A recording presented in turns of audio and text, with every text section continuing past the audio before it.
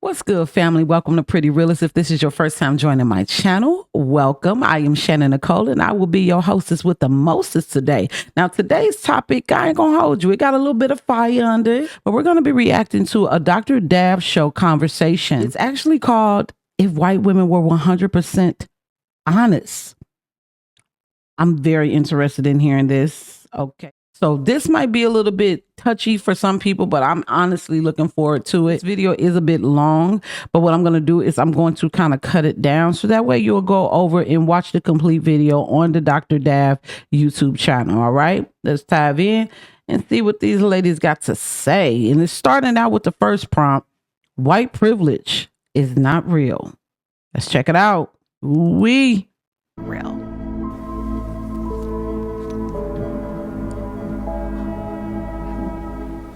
I would say white privilege isn't real. I would say more women privilege is real. I would say I've gotten a lot more treated nicely in like stores or society, or given extra stuff simply because I'm a woman, more than I have because I'm white. I have seen many of my own friends that are of different ethnicities get treated very similar to me in like different situations where if it's not just me getting a handout, it's all of us, versus if I'm with a man, I don't get that same custom, that same primary. So just in my own experience, and then from what I've seen just like in culture, I would say I haven't seen too many people that are white that get advantages more. I would say maybe primarily more men, like men-dominated fields and different things like that, than I have because I'm white or because they're white. That makes sense. I think gender privilege exists for sure, because like what you're saying is reality as well, but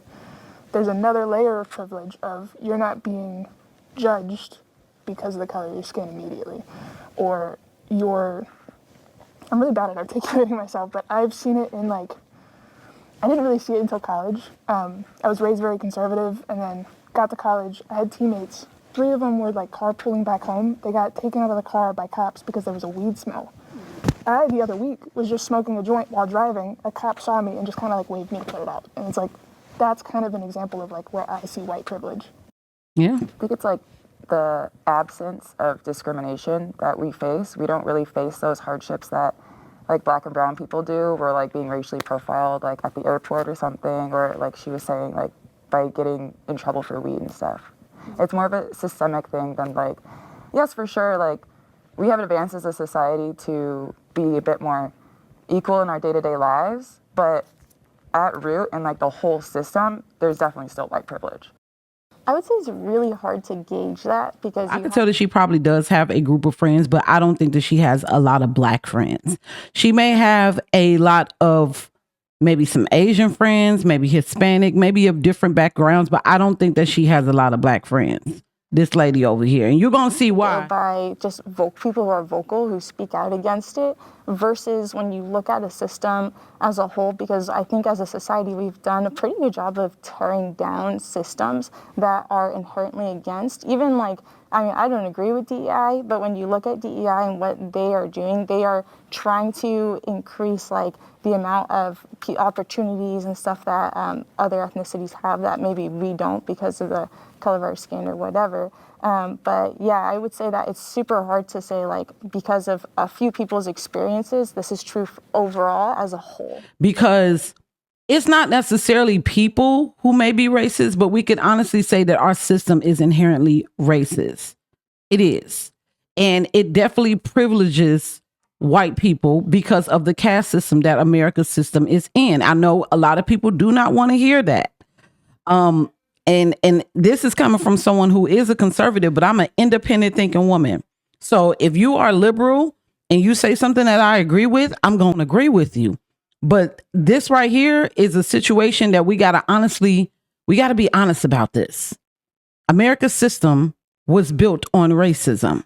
It was built on empowering Anglo-Saxons. It's been like that since the beginning of the independence of this country. You could read that in the Neutralization Act of 1790. You could read that in the Racial Integrity Act of 1924. Yes, there have been laws that have had to literally been signed with blood because of the lives that have been lost and all of the violence that took place in order for them to be pushed through.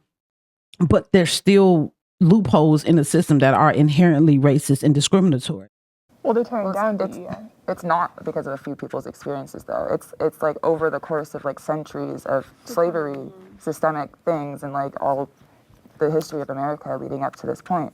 Like, yeah, today it's not as obvious, like that we have white privilege because we're not enslaving people anymore, but it's still there. Like, there's still like it's the women too. Like, yes, we can vote now, but we're still facing injustices. Can you give an example of an injustice that you faced because you're a white woman? Well, my personal experience, I was paid $20,000 less for a salaried job, the same position I had as a man. And I fought for it for a year to get the same rate, and they fired me instead. And with that too, just with the gender pay gap, like statistically, when they say like, oh, women make, what is it, like 70 something, 75 cents on the dollar, that's white women. 78 cents. 78 yeah. cents on the dollar, that's white women make that. There was a situation that just took place out there in California regarding a Hispanic lady who was being discriminated against by Google. She filed a lawsuit to pretty much say that Google was elevating the careers of white and Asian women over women who were either Black, Native American, Hispanic, and any other minority group. Do you know that Google said, hey, okay, yeah, we'll pay you. Her lawyer was able to get her a settlement, but they did not want to pay the Black women. They only wanted to pay the Hispanics, the Native Americans, the indigenous people, which was kind of odd because they had them separated. But that was a racist move right there.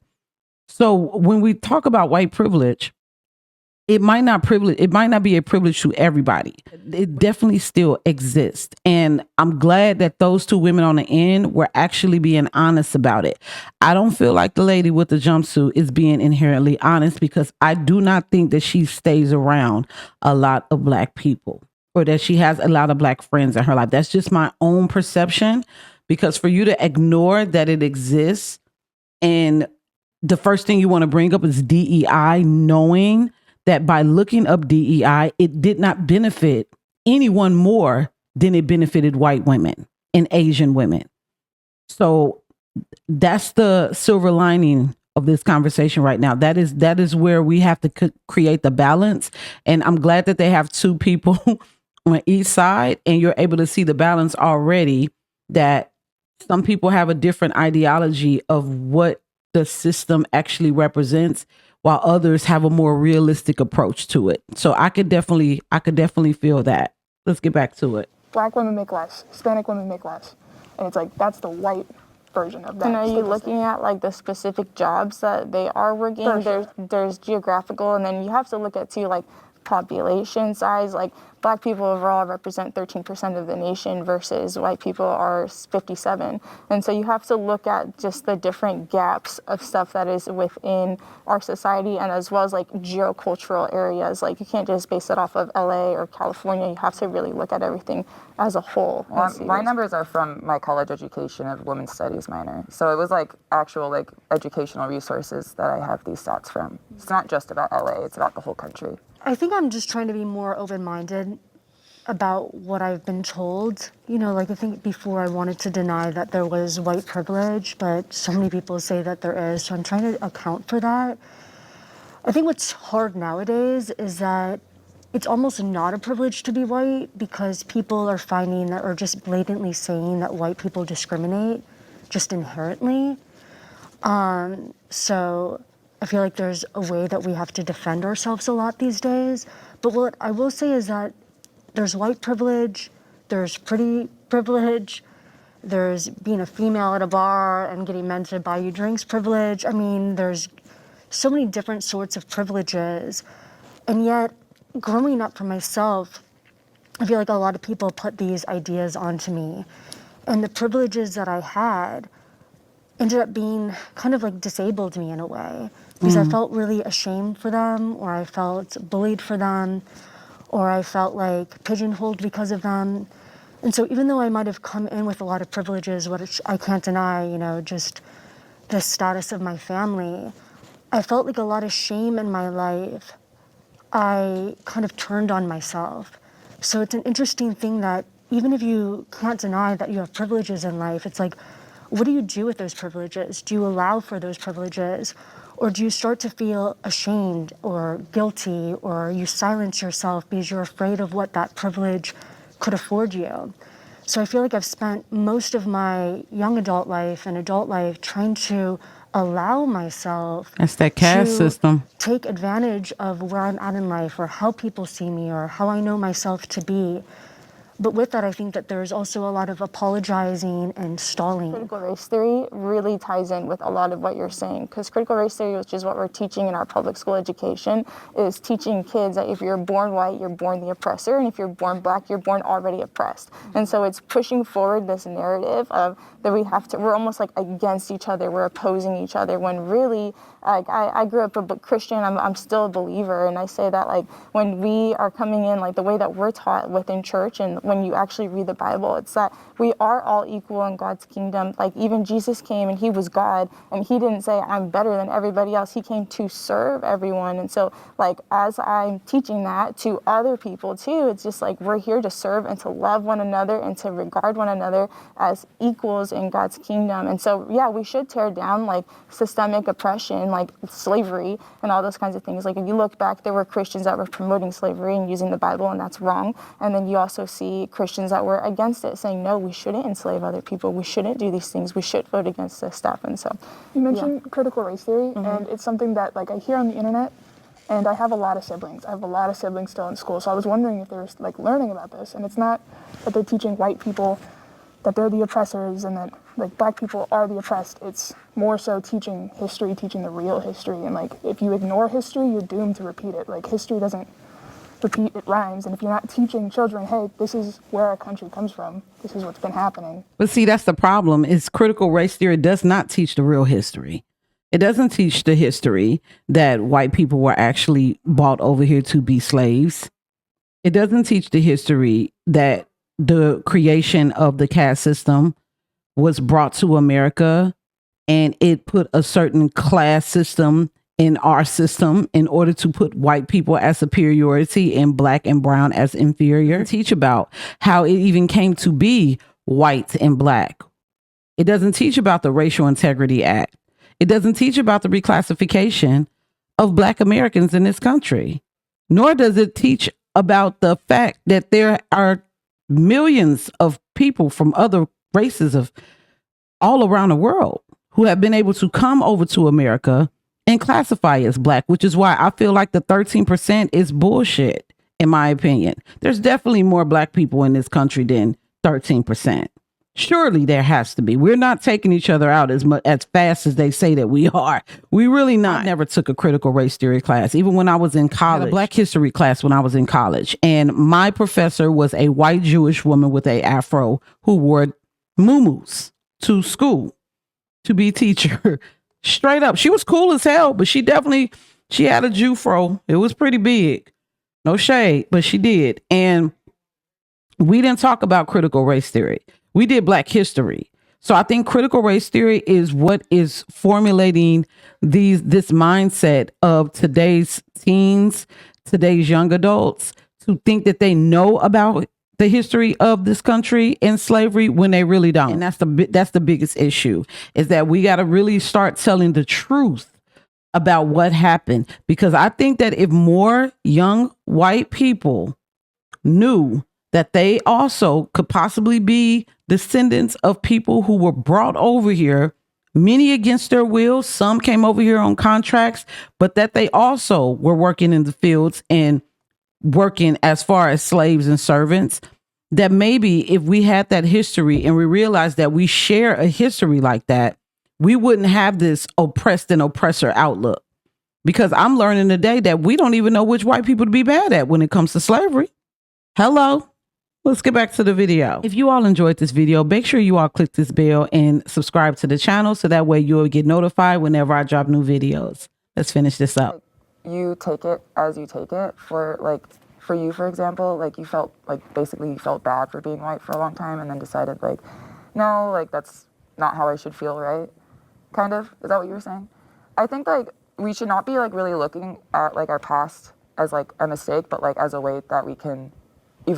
Hey, do you mind? I'm recording. Thank you.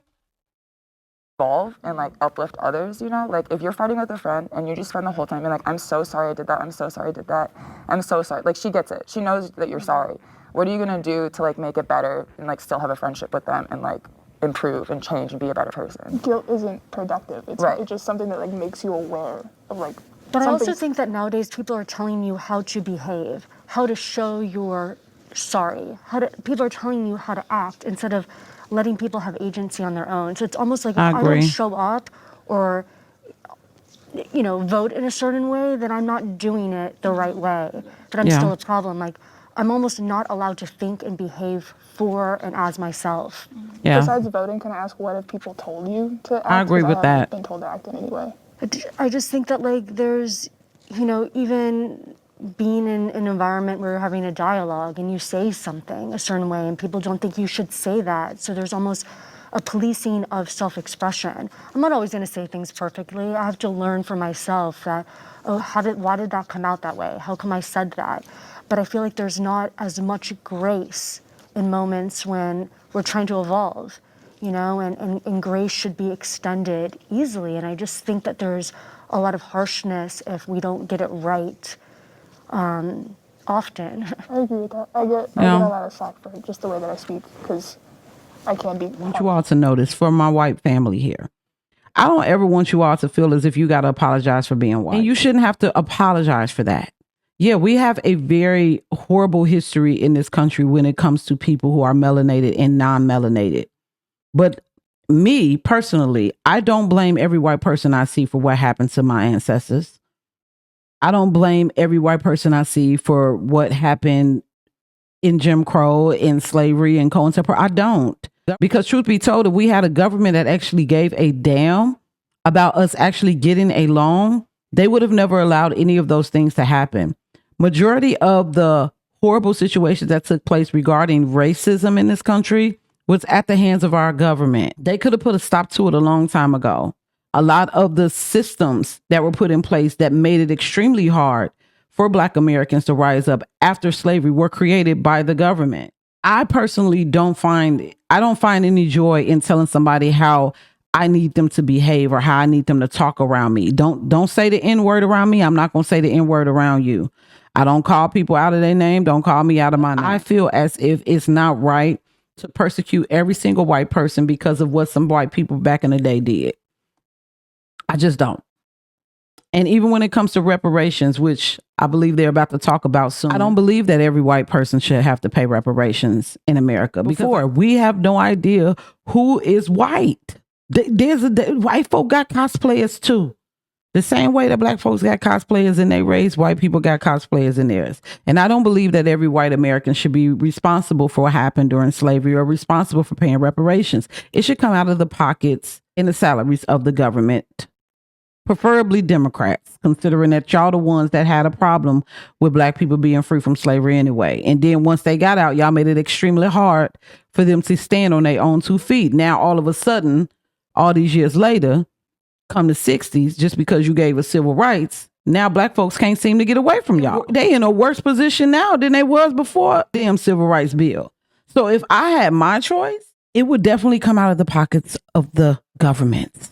Not you guys, okay? So I need you all to understand that. And another thing, listen to your cousin, all right? Stop apologizing for being white. You don't have to do that, okay? I know that when you see Black people, you be like, why Black people so prideful? Black supremacy. No, the fact is Black people have this arrogance about themselves when it comes to being Black, is because for so long we were told that we weren't shit. And still today, we have social media in the news that's constantly, the lady just said, 13% of the pop. We constantly get these nuances that are put on us. We constantly get these stipulations put on us that we either ain't shit, we all violent, we all Shaniquas and Bonquishas getting EBT, and that we all just need to run in the victim Olympics. And to be prideful of being Black in this country is revolutionary in a way. So yeah, there's a bit of enlightenment that comes from it.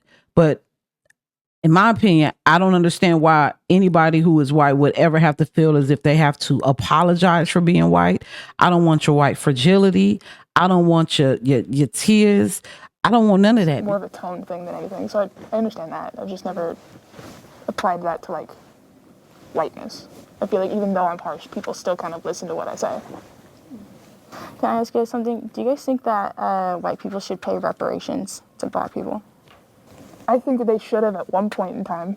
I think that they were owed their land and their donkey, and we never paid it, and we actually like held them back from generational wealth and like compound interest for so long that it's like we should have at one point, but at this point, how do you even go about that? How do you go about finding people's ancestry and figuring out who owes people what? I think it's a little bit more complicated than like us four right here having to like go pay somebody, a black person, money because of that. I think it's more like a government and like America thing. But they would take it from us. Huh? They would take it from us through taxes if we were doing that in a government thing. I'm just saying that if we were to do reparations or like repay or whatever, that it should have been through the government and through America and not through like us as me as a single white woman. Like you don't think you should be going out and donating versus government doing it? Because of what you were saying about how long, like if it ended yesterday, like yeah, of course I would be like trying to help. Like I'm so sorry, but like we did this, but it ended like 250 years ago. What do you think? It really didn't. Valid. She rich. She don't know. I mean, it's hard to say. This is where like those weren't my actions. Why am I paying for past That's what I'm people? saying, yeah. You know, I think there maybe be other ways of giving it back or putting it forward. I don't know what that would look like. I've never honestly thought of it. I just see it more of a mistake of like the American government rather than like slavery in specific about white people. Like, yes, there's a lot of racism around the entire world against different races, and there was slavery in different countries, but like the black people slavery in America is an American problem. Oh, it's a worldwide problem. There's still slaves. Like you look in Africa, so then different those places, governments should be paying reparations. Let me tell you how full of shit people are when they talk about reparations. Just hear me out. Me personally, I'm all about restitution. America has paid reparations several times. I got something for them. Native American settlement totaling hundreds of millions have addressed mismanagement of tribal lands and funds, like the 492 million settlement in 2016 for various tribes. I bet neither one of these women said anything about that. Now, this was recent. This wasn't that long ago. See, restorative justice programs. The U.S. has various programs for groups like farmers, fishermen, and veterans, acting as ongoing forms of reparative justice, while also cutting Black Americans out of government assistance when it comes to farming. Now, mind you, there was one time in this country where Black people were majority of the sharecroppers, and now they make up like 1 or 3% of farmers, and they get the least assistance from the United States government. Really, it don't even have a lot to do with what happened during slavery, even though that's part of it. The lie of the 40 acres and a mule, part of it. It's the system that was created after slavery that the United States has a debt to pay for. It's the Black codes. It's the stealing of the money from the Freedmen's Bureau. It's all of the Black neighborhoods that they still continue to build after they were robbed from the Freedmen's Bureau, that were bombed and burned down and flooded out. Lake Lanier, Seneca Village, out there in Central Park. It's the Jim Crow. They used to eat Black people. They used to eat them. They used to take their skin and make shoes and furniture with them, using Black babies as alligator bait. Okay? And then on top of that, they created a system that was originally for white women, which was welfare. They allowed Black people to get in it, only for them to tell them that in order for you to get a part of this system, you cannot have the man in the house. So this disrupt the flow of the Black family. So those people. It should end. America was one of the first countries to end slavery, and so and it still is happening today. We have more slaves today worldwide. It wasn't the first, though. I'm sorry? Europe was. So we were one of the first. We weren't the first, but we were one of the first. But if you look at the world today, there's still Black slaves, there's sex slaves, there's child slaves. This is a worldwide issue that's happening now. That's not really my point. That's not what I'm saying. Well, no, you bring it into the whole world, which is why I'm saying it's still happening. It's not something that is just ever stopped and we don't do this anymore. It's as Americans, we can see that. I have no idea how to end the slavery going on in other places. I do know how to I don't even know how to handle like this own country, but like I want to focus on them and like get the awareness out that there is still slavery going on in this world.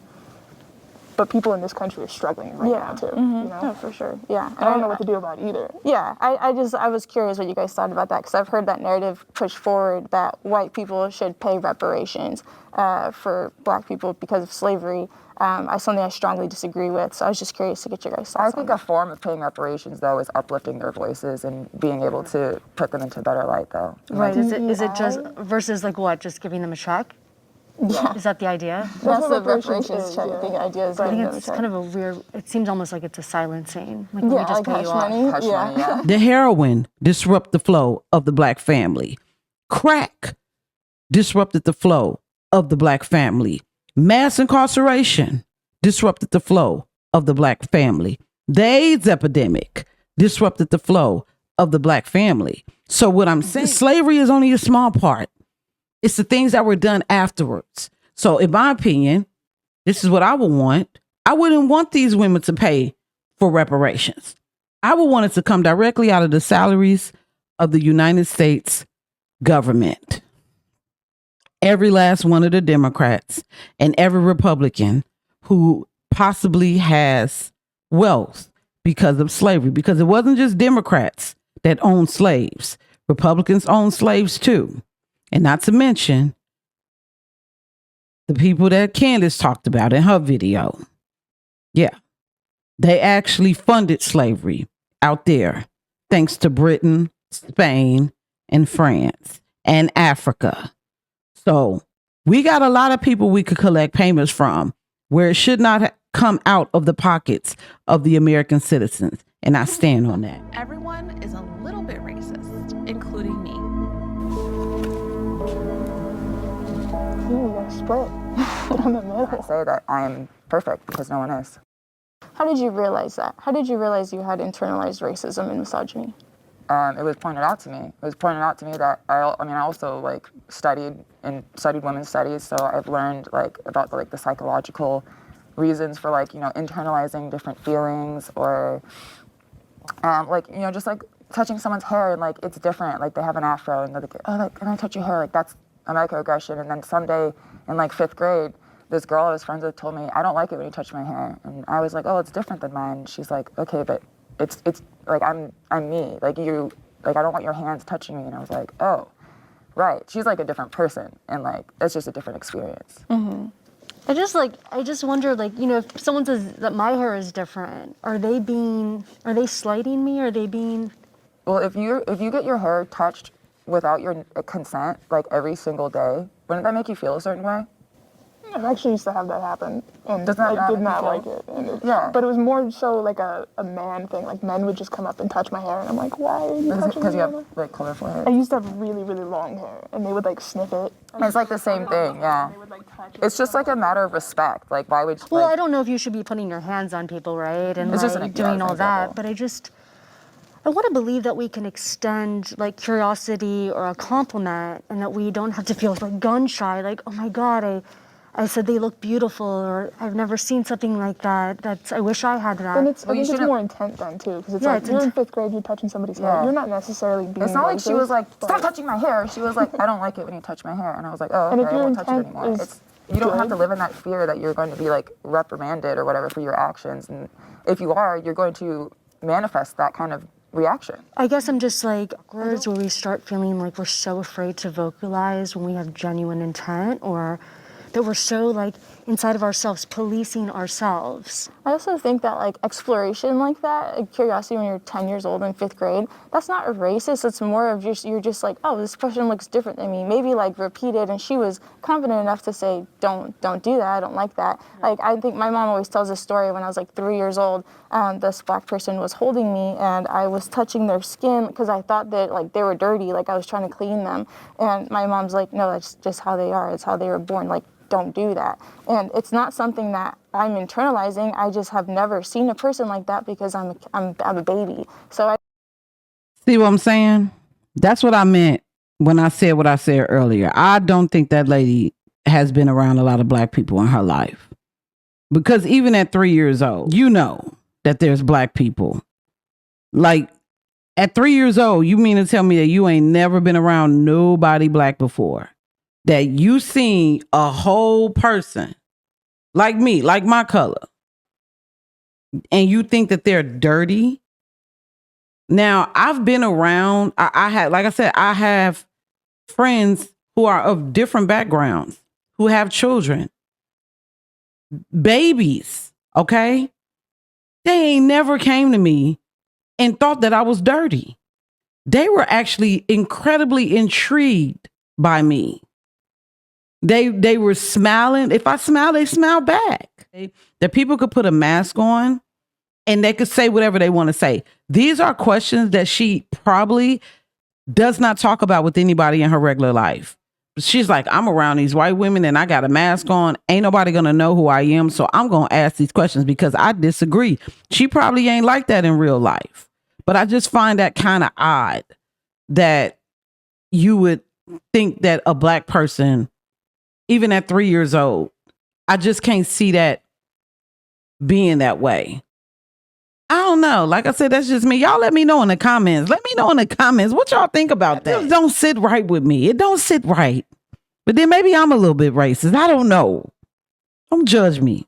I don't have a mask, I okay? think it's because I'm inherently racist. It kind of goes back to what we were talking earlier about the critical race theory of where you're saying that like I'm born like internalizing this racism, and somebody told you that. No, you're saying that like you didn't realize that you even had that. That it was like it started out like that for you because you didn't know. Like Yeah. exactly. I mean, let me use a different example. Most of my current friend group is white. That's a subconscious decision because I feel subconsciously safe around other white people, and my circle just includes my hobbies and my activities that just happen to be around other white people. That is internalized racism in a sense because I don't have many black friends, because I don't seek them out, because I don't choose to. That's a go be personal friends. problem. Yeah, I mean, or- because I don't relate to that at all. Yeah. It's not meant for you to. What? Go on. I remember, I've even heard it about people. I've had friends say, you know, all my friends look like me. I feel safe. And it's just kind of like creepy. I'm like, what? I would never just seek out people that look like me. What a boring life. I I'd said rather just. subconsciously, though. I'm not choosing to be friends with white people because they're white. It just happens to be so because we just happen to be. You just but have the it's just same so interest. That doesn't make you racist. yeah, it's but just what But there you're are other interested black in. people that are also having the same interest, and I'm not choosing to be friends with them. So you just see black people and But like, I wonder don't why want to hang out that with is. you. I wonder why No, that is. that's why it's internalized. That's For you, external racism. For you, though. But I've never. I don't know why it is, but I've just been drawn to difference. Like, and not even seeking those out, just feeling like, you know, I'm a longtime New Yorker, and our lives were just always merged. I was like so many different types of people. And it was just, maybe that's why, it was just the best thing for me, where I felt like my people were all different types of people. But when I hear, especially, it sounds like you are pretty against racism and stuff, for you to say that you don't even seek it out. You have friends that have all the same hobbies, and you don't think that another group might have hobbies like you, and that would be a threat. You are confusing external with internal right now. I did not say I'd look at a black person and say, I'm not going to be friends with you. I did not say that. No, but you said internally you don't seek it out, and I'm just Internally, because there's a person right there with the same skin color as me standing next to me, and I'm you friends with prefer them. that? No, I don't prefer that. It's just how it happens. That's what internalized means. I know, I just don't. I think I it's don't a sense get of it. maybe I don't awareness understand that it. you have of like, oh, this is happening. Like I didn't realize like this was going on. I'm looking at Like, my I white do have friends. I mean, like, it's not really meant for you to understand. You got to agree to disagree in this situation because there's black people that do that too. See, me, I grew up in a melting pot. Even being born in Gary, Indiana, I live around predominantly black people from the age of a baby all the way up until I was 10 years old.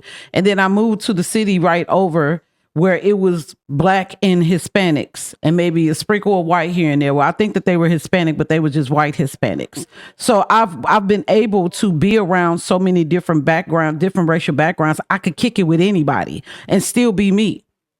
So I just feel safe around good people. So I get what she's saying. She's at least admitting that she has a little bit of racism. And I would even say it's racism, it's prejudice. She has a little bit of prejudice in her. And she has her activities that she likes to do. I don't know what the hell it is. If it's hockey, if it's badminton, I don't know what she likes to do in her free time. But maybe she feels as if the activities that she's into better aligns with white people than black people. And there's black people that do the same thing. When you look at like groups of women and you see that all of them are black, that's not by accident. That's by choice, because there's a certain type of culture that you identify with. I like being around all types of different people. I don't need to just be around black people in order for me to identify as black or me to be in tune with my blackness. This is just who I am. Like, I don't need to be around that. So some people feel a lot more comfortable with being around their own demographic of people. Some people feel like they could be around a mixture. Some people feel like they just don't want to deal with white people, especially black women. Black women have this mindset that they just cannot trust white people at all. And not all black people, because all of us do not feel that way. One thing I'm noticing about this group is that they are not a monolith. And this is proof that even in the white race, they're not a monolith. And I like the fact that this is genuine, because it could come off as being very, very performative for a lot of so-called allies when it comes to the white community. It could be performative to do certain things, to act as if that you are an ally to the black community, when truthfully, we all have a bit of prejudice within us. Some of the prejudice could come out in just stereotypes that we have. It could come out in things that we may say to another person, or how we may feel, or certain areas that we don't want to go to, because we think that just because it's all black people or all white people, you're going to be treated in a certain type of way. So I think that we all have this, because America was built on racism, and it was built on a racist system. I like where this was going. I have friends. I have Asian friends. I have Hispanic friends. I'm like, that's besides the point, though. I'm just trying to give an example of what it's not, because I'm trying to give an example of what internalized racism is, and the hair color thing wasn't clicking for you guys. Yeah, I would say that that's not racism. Like, you just having friends that are in the same community and you just like your friends, that's not racism. The only reason why I'm pushing a little bit is because you responded to the prompt that says I'm a little bit racist, because you have internalized racism, which I'm saying is coming from this inherent theory or idea, critical race theory, that's saying that if I'm born white, then I'm born just oppressing black people, which I disagree with. I don't agree with critical race theory either. That's the difference, though. That's the line that we need to get across here. Yeah, I agree. I think it's nature versus nurture. Is like your environment and the way you were born plays a huge factor. I think your parents play a huge factor in your political beliefs and everything else. 100%. Yeah, I think I grew up and my mom was like always going out to like the gardeners and like, let me go get you like food and like I remember valuing so much my parents that they would speak to everyone and treat them with such ease. It was like they were always, it was like, the help invited into girl. the home. There was like no difference. So even though I went to private school and grew up going to country clubs and stuff, I don't know. I looked forward to like the people that were working at my home, getting to talk with them about their lives and stuff. You weren't talking about their lives. Stop lying. Window into another soul felt more valuable than just always looking to shake hands with people at a country club that like were. But I get it. It's like who you're more comfortable with and you're always around. But it's like, how can we push past that to look beyond the people that are just closest to us and that look like us? I think it's necessary to push past that. I was raised. The way that you would be able to push past that is be inviting. You know, be inviting, be open to communicating with other cultures, other races, join groups, meetups, Facebook groups, TikTok group, whatever group that you could get in, so that way you could connect with other people from different backgrounds. Even if you work in an environment where it's multicultural, start talking to the people that you work with.